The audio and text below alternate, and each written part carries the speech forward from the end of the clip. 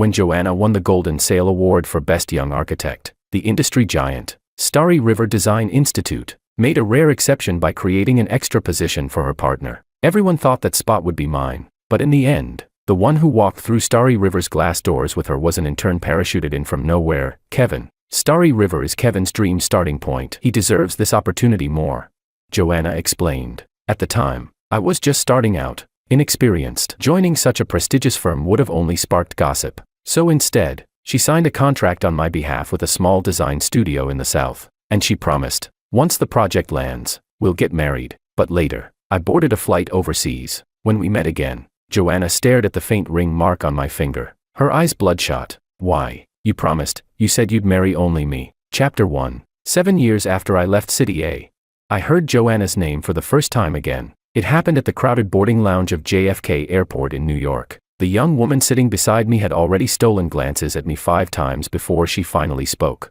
Hesitantly, James?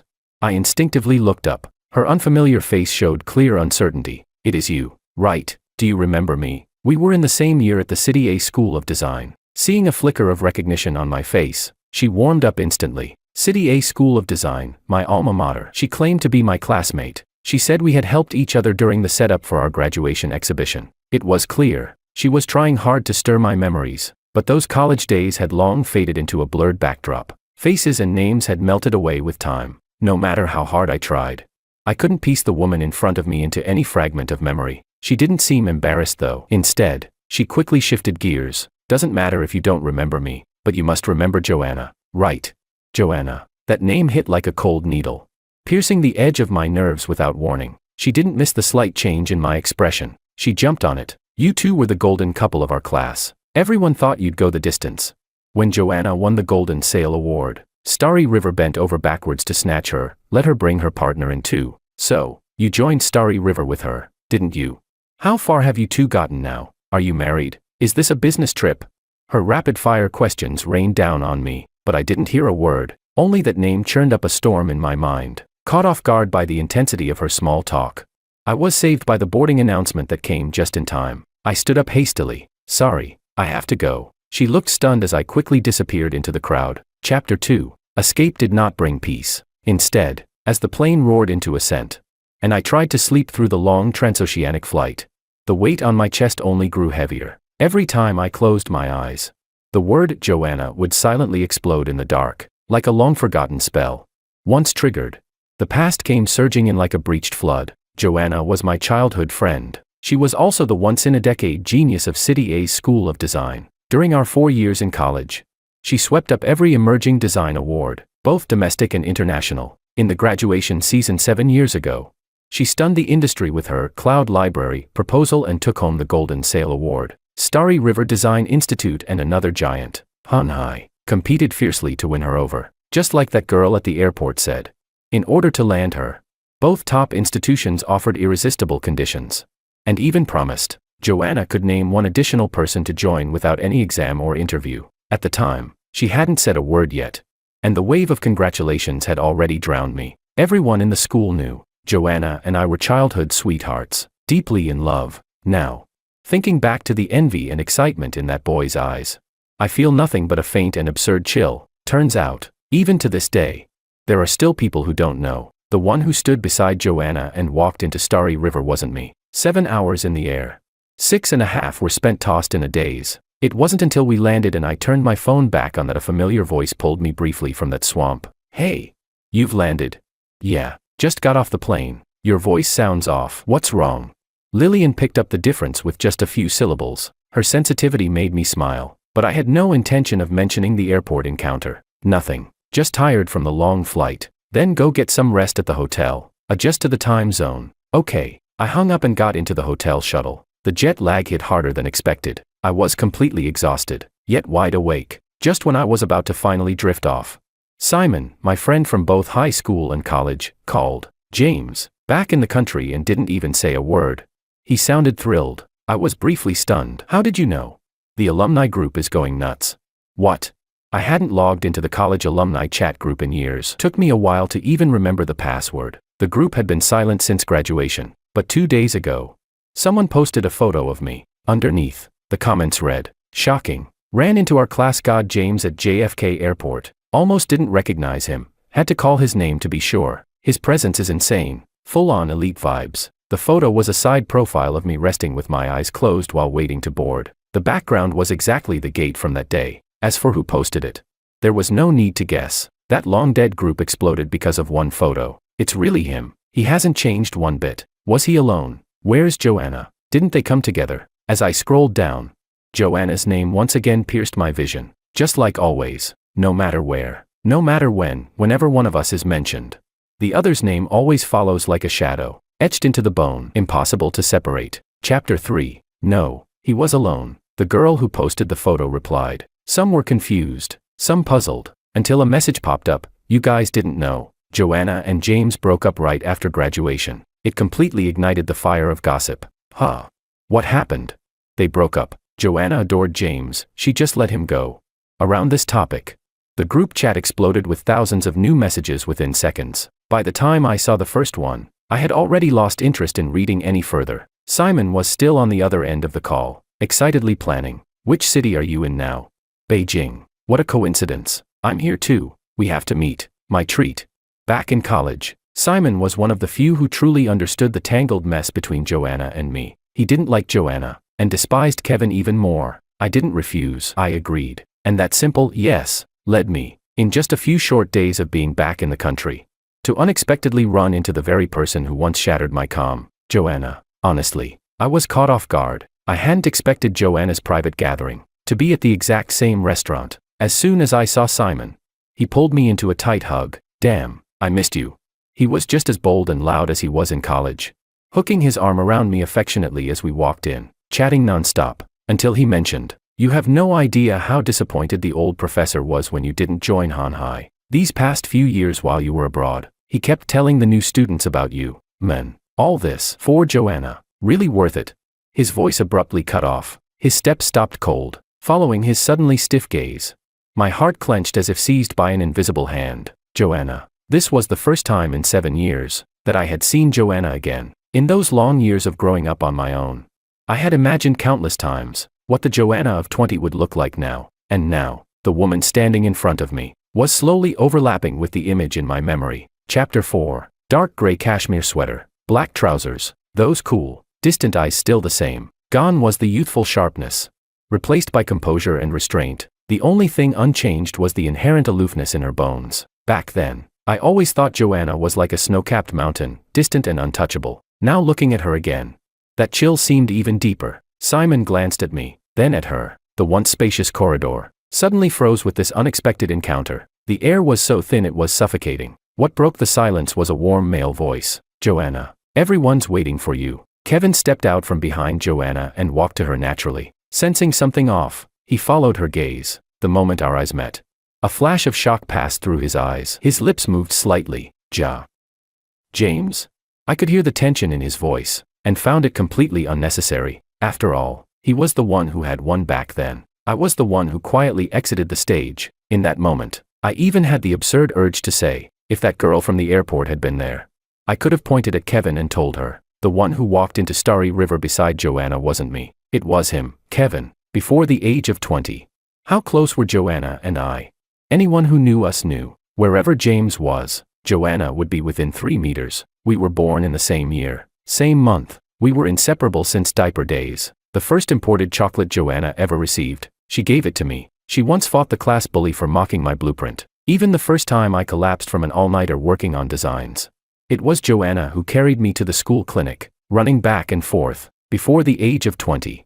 Joanna had never been absent from any important moment of my life. We were so certain of each other, that everyone naturally believed we were meant to be, and I had no doubt either. Until junior year, Kevin appeared. He dropped into Joanna's elite design team as an exchange student. The first time I noticed him was during the midterm presentation. That unassuming newcomer ranked second in the department. His score was only 0.5 points behind the first-place student, Joanna. TCH. He almost caught up to your girl, Simon had joked back then, biting his straw and pointing at their names on the bulletin board. I didn't take it seriously. Relax. He'll never reach Joanna's level. Only later did I realize that catching up meant something else entirely, and I was completely, utterly wrong. Chapter 5. At some point, Kevin became a name that couldn't be avoided in conversations between Joanna and me. It was Kevin who pointed out a critical structural flaw in Joanna's proposal. It was him who first outscored Joanna in a joint bidding competition. Or perhaps, it was the first time the two of them represented the Academy in an international competition, clashing fiercely, yet working in perfect sync.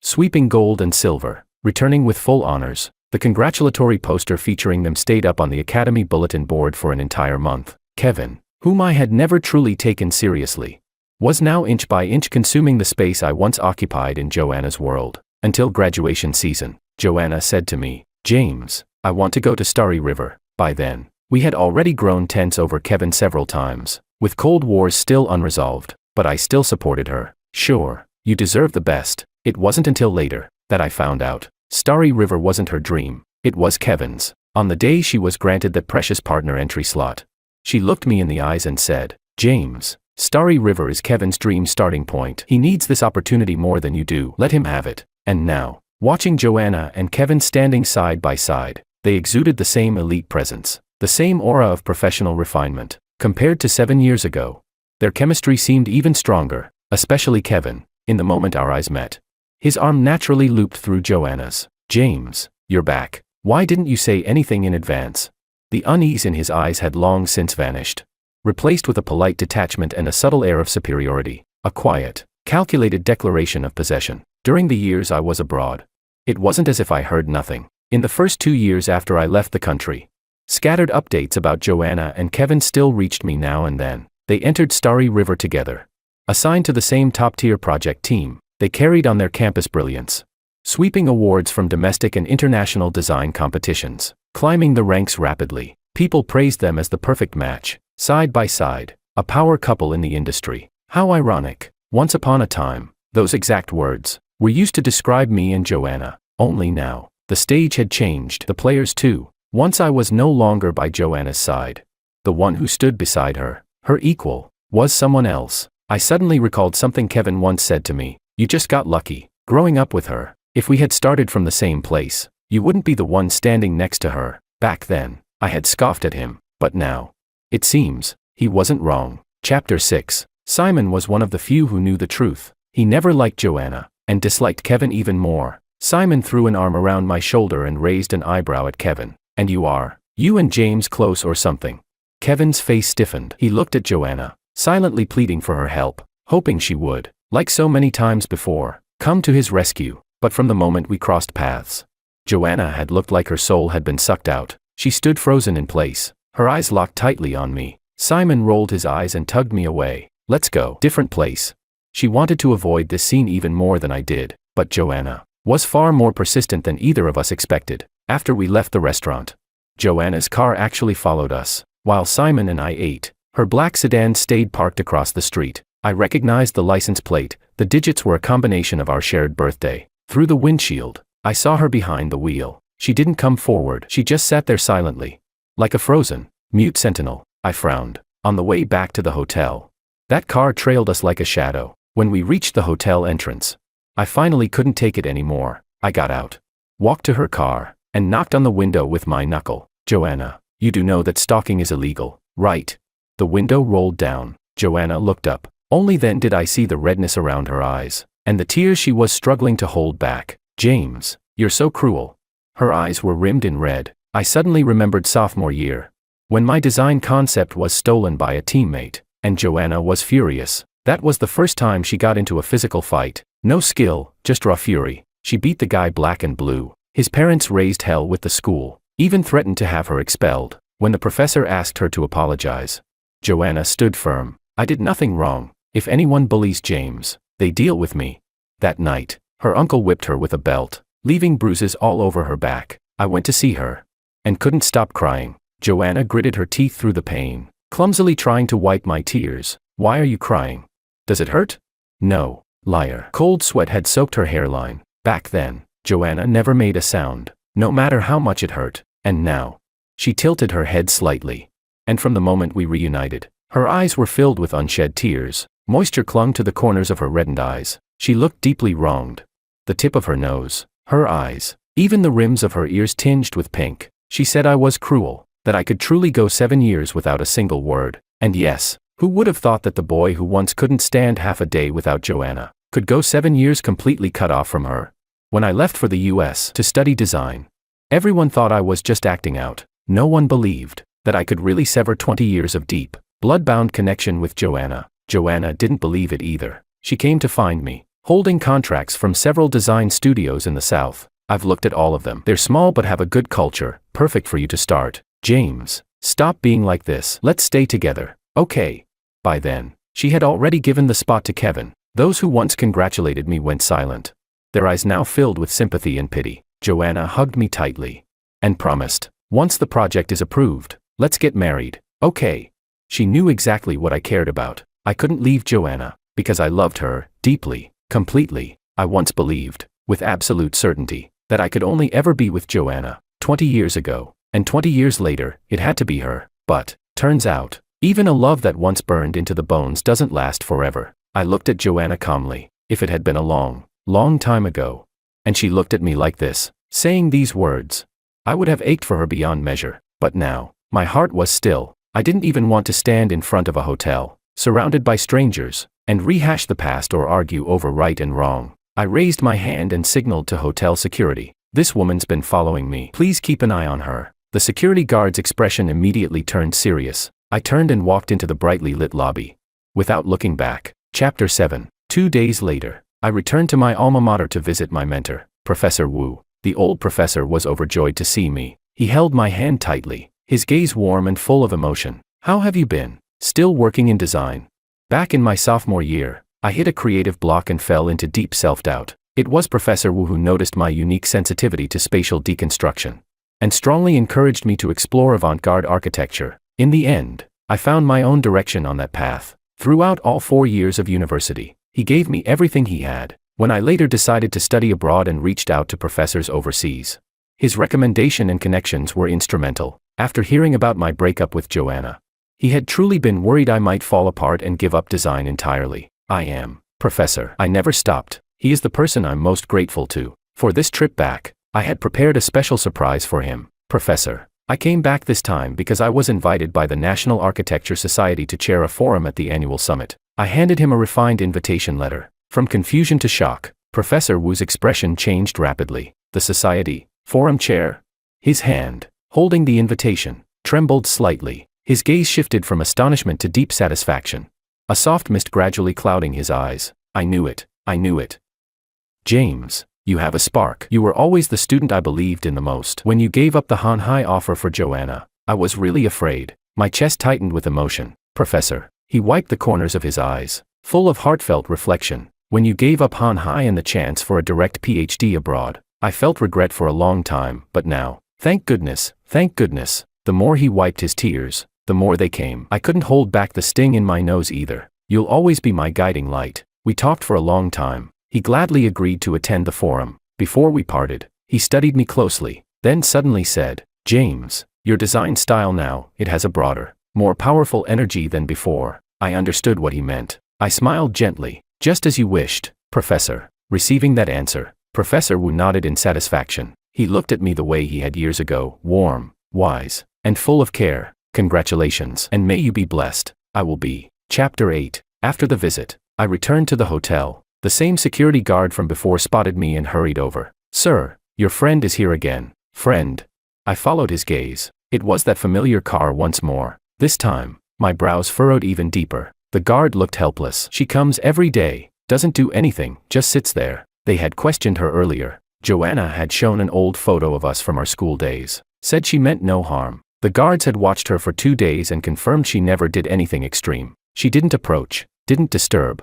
Just stayed parked outside the hotel every night like clockwork. She would leave at dawn, likely to return to the Design Institute. Sir, is there some misunderstanding between you two? The guard asked tactfully. I shook my head. I don't know her well, but she's been here for days. And she doesn't look well today, the guard said carefully. I looked up and locked eyes with Joanna. Indeed, compared to the last couple of days, her face was pale, and there were dark circles under her eyes. It had been days of extreme heat. The guards were worried something might happen. Should we call the police? He suggested. I was just about to nod. A white car sped in and screeched to a halt. Kevin jumped out, face full of panic, and rushed toward Joanna's car. He yanked the door open, speaking to her urgently. Then he shot me a sharp, cutting look. I turned away. No need. The person taking her home is here. I didn't give Joanna's stalking much thought. Whatever we had, it was over. This trip home was about one thing, the forum. It was my first time holding a significant role on a domestic academic stage.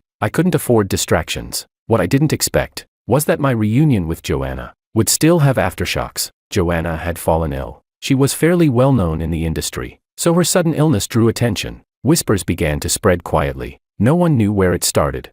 But someone claimed Joanna's illness was related to me. Sigh. Joanna's so hopelessly in love, always stumbling over James. What can you do? James is her kryptonite. You guys forgot she got into a fight over him. They've been separated for so long. Why can't she move on? She still loves him. Obviously. Joanna loved James like crazy. When he left the country without a word, she was completely wrecked. Exactly. He just came back and she's already been camped out for days, scared he'll vanish again. The once quiet alumni group was noisy again. Thanks to me and Joanna's past. Old classmates were acting like they were binge-watching a never-ending emotional drama. New rumors came out every day. Some said how inseparable we had been. Some said that after I left, Joanna was so out of it she almost ruined a project. And in the end, someone always asked, why is he really back? Could it be for Joanna? By the time these rumors reached my ears, the forum was in its final prep phase. Around the same time, I received a call from Lillian. She was checking in as usual, after I told her everything was going smoothly.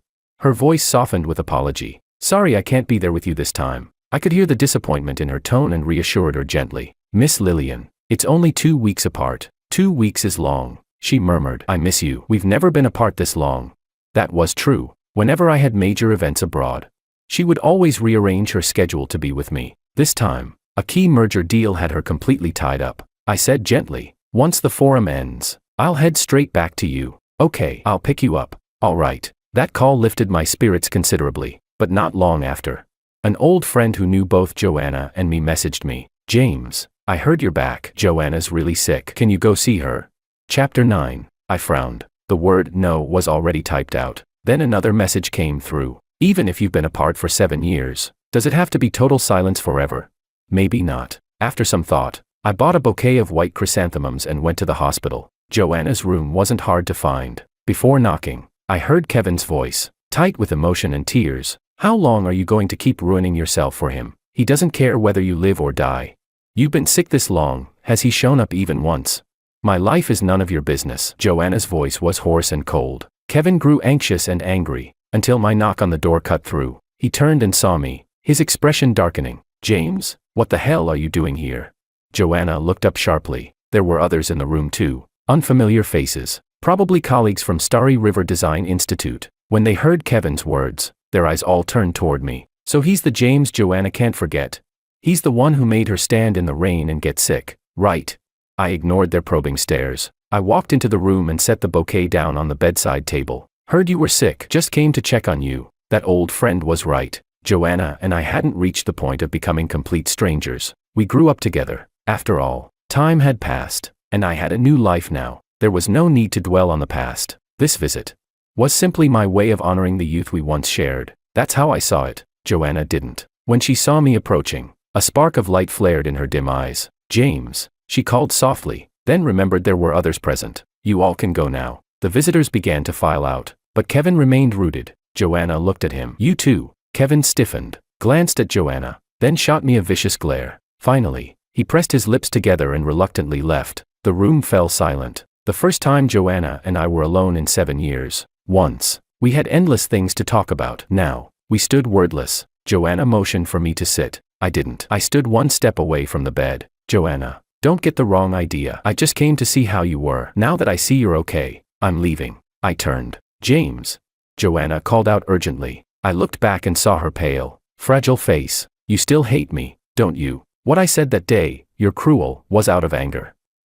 You're not cruel at all. I just missed you so much. Her voice cracked, rough and choked with tears. Her eyes reddened again. 7 years. James, I haven't gone a single day without thinking about you. You have no idea how happy I was when I heard you were back. That photo of me at the airport in the alumni chat. She had looked at it countless times, zooming in, zooming out, her fingers brushing the screen, until the day at the restaurant.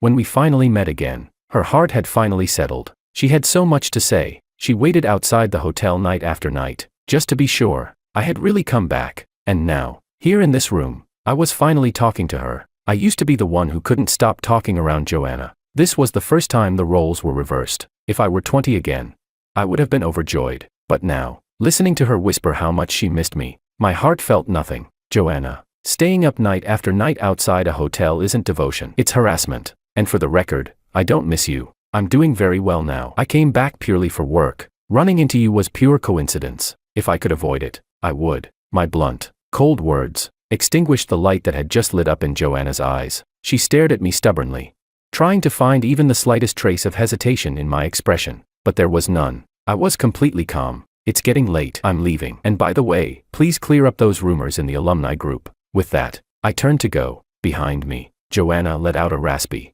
anguished cry. I don't believe you, James. I don't believe it. If you really didn't care at all, why did you come back? Joanna thought she knew me better than anyone. At that moment, all I felt was that she was being unreasonable. Chapter 10. I had just stepped out of the hospital room when I was called again. James. Kevin walked straight toward me, his face cold. Can we talk? I looked at him, puzzled. Kevin and I weren't even acquaintances, barely knew each other. There was really nothing to talk about, except Joanna. Of course, Kevin was here because of her. You avoided her before, and now suddenly show up at the hospital. James, what exactly are you trying to do?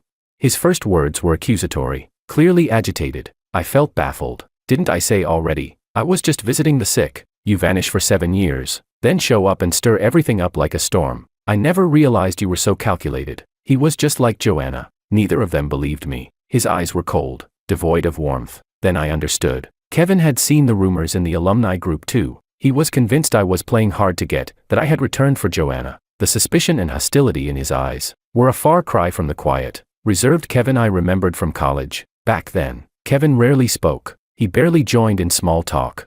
Except when discussing design with Joanna. That was the only time he came alive, eloquent, sharp-edged, confident. Everyone said his contrast made him charming, but in my few encounters with him, I always felt something subtle in the way he looked at me. When he found out I was focusing on avant-garde design, he once asked in front of Joanna, I envy you guys. You get to be imaginative. We structure people are always constrained. I thought he was just curious, so I explained patiently. Structure is the skeleton of architecture. It's just as full of creative potential. Still, at least you have the freedom to express yourselves artistically. Guys like me, from average families, who just study hard, we only have one narrow road, I said. But Joanna combines structure and aesthetics beautifully. That's because she has talent. A lot of privileged people can afford to pursue pure art the way you do, can't they? Kevin shot back. I didn't quite understand what he was getting at, but the tone was uncomfortable. I had never considered myself someone chasing pure art. Joanna and I had promised each other we'd create spaces that balanced utility and beauty. Professor Wu had also told me I had talent and the will to push through as long as I kept at it. I could carve out a path in practical, artistic design. But no matter what I said to Kevin, he never let it go. Ah, I see. You two must be really in sync. But do you really understand Joanna's pursuit of extreme structural aesthetics? A lot of art types are like that, always talking about integration. But really, it's like encouraging underachievers, right? Kevin smirked. There was a forced smile on his face, but nothing behind it. I didn't understand it at the time, why Kevin seemed to resent the artistic path. But later, I realized, it wasn't the path he resented, it was me. His bias turned into quiet hostility, and in that final, crucial year before graduation, his veiled malice followed me everywhere, like a snake in the shadows, waiting for the perfect moment to strike, and the root of it all was Joanna. Chapter 11. You left already. Why did you come back? Do you have any idea how Joanna made it through these past 7 years?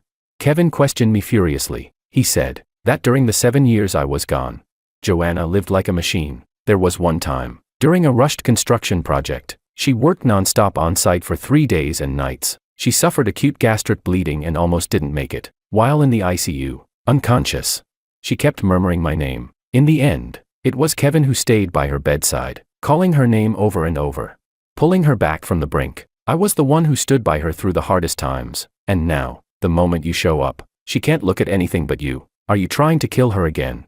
Kevin stared at me, eyes burning with anger. It was clear, he truly loved Joanna deeply. In the alumni group, aside from gossip about me, there were also plenty of sighs about Kevin's years of loyal devotion. Listening to him now, I wasn't sure if I should be angry or amused. Perhaps the sarcasm in my eyes got under his skin. Kevin grew even more agitated. What the hell are you laughing at? Kevin, isn't all this exactly what you wanted from the start? You didn't get what you wanted, so now it's my fault. Kevin's furious expression froze. I stared back coldly. I still remembered what he once said to me. You just got lucky, growing up with her. If we had started from the same place, you might not be the one standing next to her. I realized Kevin liked Joanna during our senior year. That was when Joanna lost a sketchbook. It wasn't valuable, but inside were countless little doodles where she scribbled Joanna and James together. Later, I saw that sketchbook in Kevin's possession. The doodles were still there, only now James had been aggressively crossed out, and the margins were filled with the name Kevin. After I confronted him, Kevin no longer bothered to hide his hostility toward me. He said, "Just give me time, and I'll be the one standing beside Joanna." So he had already decided to enter the same firm as her, after he found out about the promise Joanna and I made. Right before our graduation defense, his hard drive suddenly failed, every file and backup gone. Even now, I still can't be certain whether it was an accident or intentional. All I know is, after that, Joanna feared he wouldn't graduate and poured all her energy into helping him rebuild his models and redraw his plans. She stayed up all night with him, on those nights when Kevin broke down, crying that he'd fail. In the end, everything settled. Kevin missed the Starry River offer by a hair. He broke down in tears. Everyone felt sorry for him, including Joanna. It was that very day, Joanna said to me, "James, Kevin needs this opportunity more than you do." I didn't keep silent. I told Joanna something wasn't right, but back then, all she could see was Kevin's misfortune. She even said to me, "You're too inexperienced. Going to Starry River would only make people question your qualifications." I had grown up with Joanna. She had never looked down on me like that. That was the moment I knew Kevin had won. I chose to leave, swearing to cut all ties with Joanna. As for making a name for myself later in the international architecture world, I never once sought to boast about it. Chapter 12. So what? Was I wrong? Giving that spot to you would have been a complete waste of resources. So now you're back just to show off that Joanna still can't forget you. Kevin shouted, humiliated and furious. I realized then, both Joanna and Kevin had completely misunderstood the reason for my return. Actually, it wasn't just them. Many people thought the same. It's not that I didn't want to explain, because soon, they would all understand. That night, Professor Wu posted an update on WeChat. A former student screenshotted it and shared it in the alumni group. It exploded instantly. The caption read, "Proud. 7 years ago, I regretted your decision to give up the Hanhai offer. 7 years later, you return as a pioneer in avant-garde architecture, chairing the National Society's forum. As your teacher, I couldn't be prouder." Attached were a photo of the forum invitation and a poster for my keynote speech. The poster featured my name, photo, and one of my representative works. Even those unfamiliar with architecture instantly recognized the person in the picture, me. Professor Wu just posted this. That's James. He came back to chair the National Architecture Society's annual forum. That's insane. I remember he was already really creative in college. Wait,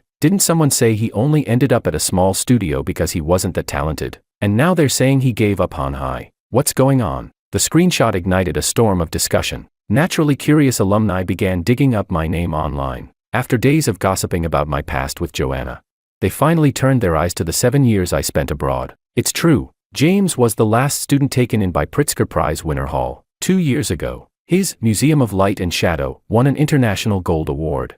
He's a top-tier figure on international architecture forums. Tons of major journals have interviewed him. You guys in the structural group probably don't know, James had the highest conceptual design score in our year. He got offers from Hanhai and multiple top international universities.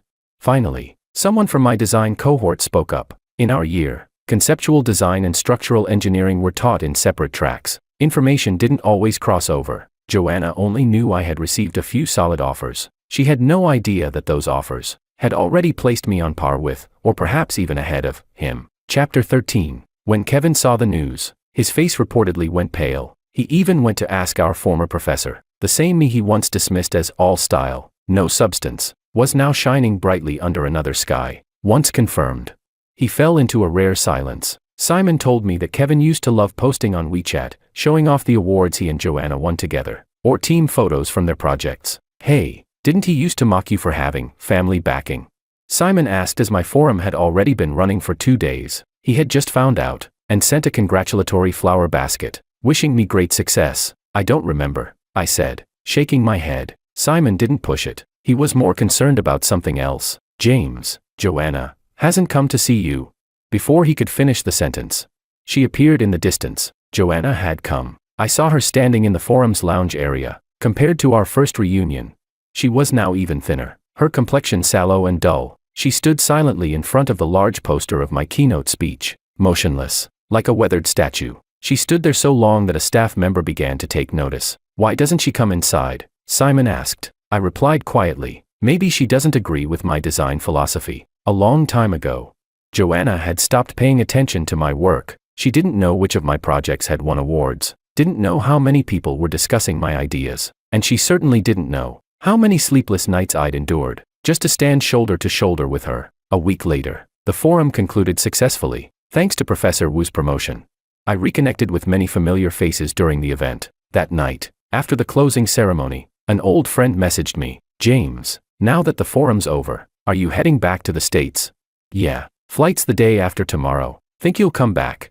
We'll see. Then let's meet up tomorrow. Who knows when we'll see you again? There was a hint of melancholy in his words. I thought about it and agreed, after sending my flight info to Lillian. The next day, I went to the gathering, but in the private room. Besides a few old classmates, Kevin was there too. When I saw him, I instinctively frowned. The host quickly tried to smooth things over. James, it's been years, you look even more impressive now. They made small talk. Using my forum success as the opening topic, out of courtesy, I replied politely, trying to ignore Kevin's presence. But I soon realized the conversation kept circling back, intentionally or not, to Joanna. Sensing something was off, I interrupted. If you have something to say, just say it. Everyone froze. Someone finally spoke. James, could you go see Joanna? Joanna? What now? They explained. After leaving the forum that day, Joanna completely broke down. She had lost all interest in work. She wouldn't even leave her home. It was like she had reverted to the state she was in back when I first left. We know you're still upset about the past, but we all grew up together. And seeing you and Joanna end up like this, it's hard for us too. One of them said gently. He was also the one who had urged me to visit her in the hospital. But now, again and again, the same requests. I was tired. I wasn't upset. Who waste 7 years of their life being angry?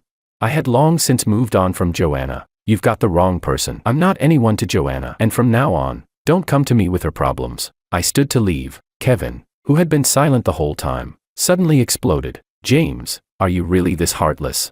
You've already punished her for 7 years. Do you really need her to die before you're satisfied? I was stunned by Kevin's sharp voice. I looked around the room. No one refuted him. At that moment, I understood. I had come to this gathering out of old friendship, but they had already taken Joanna and Kevin's side. Somewhere during these 7 years. Chapter 14. James, we mean no harm. We just can't bear to see Joanna like this. If we had any other way, we wouldn't be bothering you. Do you know what Joanna's been through these past 7 years? If she hadn't held on all this time, you might not have even seen her again. Joanna's heart truly belongs to you. All these years, she's been waiting for you. Everyone spoke at once. Their words echoed the same tired sentiments I'd seen repeated in the alumni chat. Kevin was already in tears. Resentment, blame, pleading. Every emotion twisted across his face. Kevin cried, James, even if you don't care about her, I do. You've won. I'm begging you. Just talk to her. I swear. I'll never bother you again.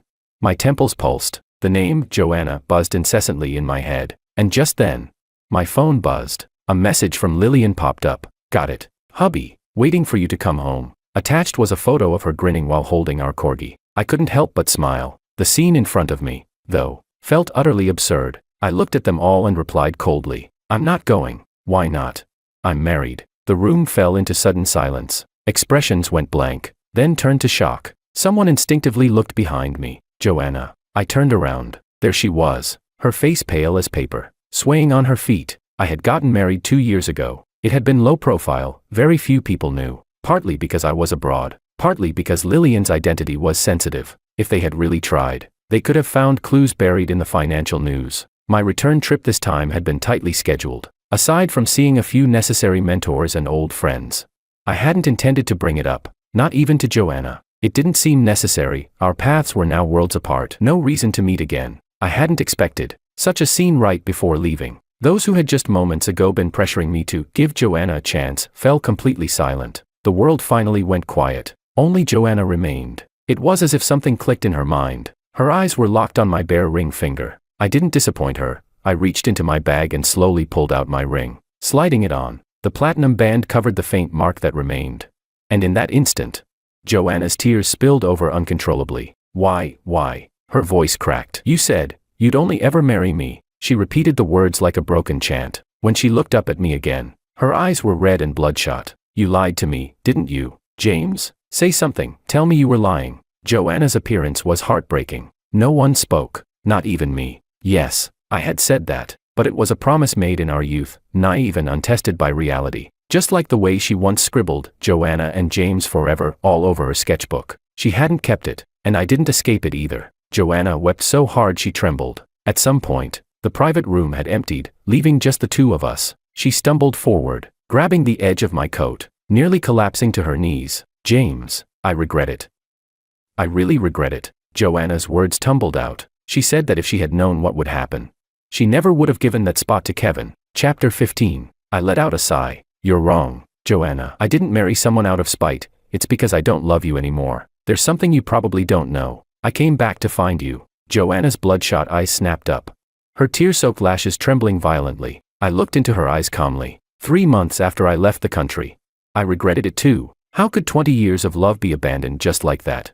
During that time, loneliness and longing drowned me like a freezing tide. I couldn't sleep. Night after night, I cried into my pillow. I hated myself for storming off in anger. The pain of missing her wrapped around me like vines, tight, suffocating. I fantasized about Joanna suddenly appearing beneath my apartment window. But every time I opened my eyes, all I saw was the cold foreign dawn. Until one day, I couldn't bear it anymore and bought a ticket home. I still remember, it was a stormy night. After over 10 hours of long-haul flying, I arrived at the Starry River Design Institute soaked to the bone. And what I saw was her and Kevin, kissing in a dim corner of the parking garage, their bodies pressed close together, clinging as if they'd never let go. I can't even recall whether the chill that sank into my bones came from the freezing rain, or from my heart turning cold for good. Joanna, you say you missed me, but in these 7 years, you never once tried to reach out. You never asked how I survived in a foreign country, never cared what I was doing, and unlike me, who crossed oceans to see you,